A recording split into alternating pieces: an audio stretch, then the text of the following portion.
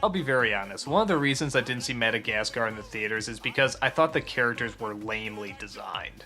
Maybe I was just too used to the Disney stuff, but I just thought they looked kinda cheap.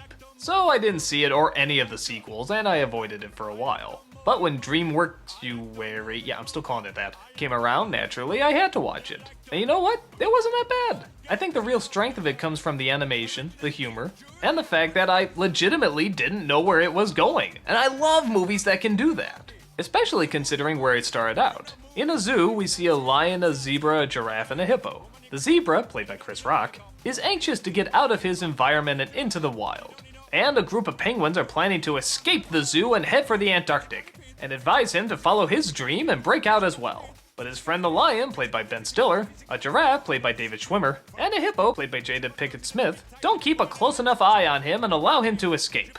This forces them to try and hunt him down, which results in them getting captured, thrown in boxes, and accidentally ending up on a deserted island.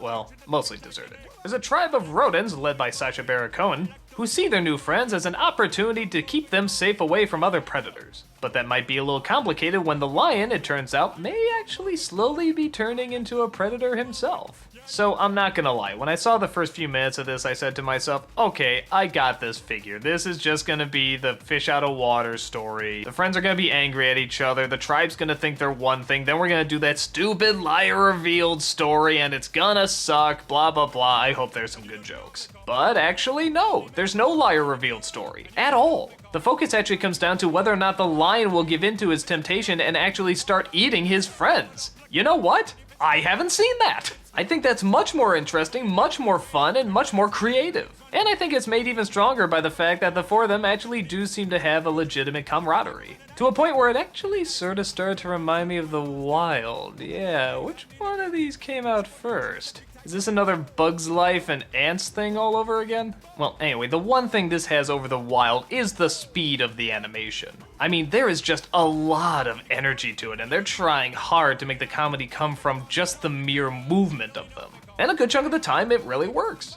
The penguins are also a lot of fun, and as expected, they pretty much steal the show. Everything they do is sort of like ninjas or secret agents. I've seen both spin-off shorts and a spin-off series based on these characters, and you can definitely see why. They're very enjoyable. While I don't think Madagascar is anything fantastic, I will admit it did have me laughing a lot of the time. The story did sort of have me guessing, and it's definitely bright and colorful and has a lot of great stuff for kids. I think it's a pretty decent family flick. It's smart, it's funny, it's entertaining.